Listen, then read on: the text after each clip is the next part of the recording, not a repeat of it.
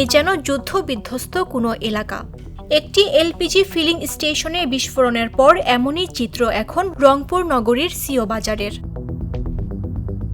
শনিবার এ বিস্ফোরণের ঘটনায় একজন নিহত এবং অন্তত ২০ জন আহত হয়েছেন। এ সময় ক্ষতিগ্রস্ত হয়েছে আশপাশে থাকা অ্যাম্বুলেন্স সহ বেশ কয়েকটি গাড়ি ও বাড়িঘর। প্রত্যক্ষদর্শীরা জানায়, ফিলিং স্টেশনের গ্যাস সেন্টারে মেরামতের কাজ চলছিল।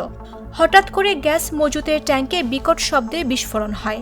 এতে ট্যাঙ্ক ও যন্ত্রাংশ ছিটকে পড়ে এবং আশপাশে থাকা অন্তত ২০টি অ্যাম্বুলেন্স, মাইক্রোবাস ও ২টি দূরপাল্লার বাস ক্ষতিগ্রস্ত হয়।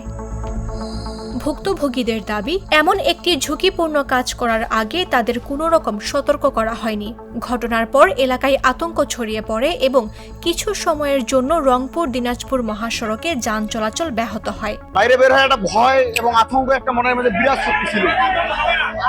এর পর্যন্ত এসে দেখি এই অবস্থা। আমাদের বাসার সম্ভবত টিনের চাল নাই, আমাদের টিভি ফ্রিজের ক্ষতি হয়েছে, নানান ধরনের একটা ক্ষতি হয়।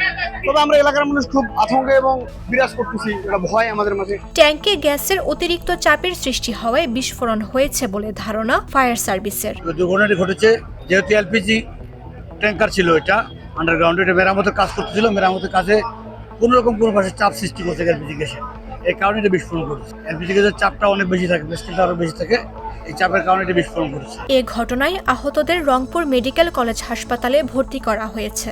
আহতদের মধ্যে আরও ২ জনের অবস্থা আশঙ্কাজনক।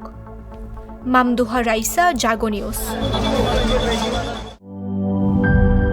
একনল সোপ, দেশের নম্বর 1 হালাল অ্যান্টিব্যাকটেরিয়াল সোপ। ন্যাচারাল ব্যাকটেরিয়ালাইসিসের সুরক্ষায় ফ্রেশ ও অ্যাক্টিভ সবসময়।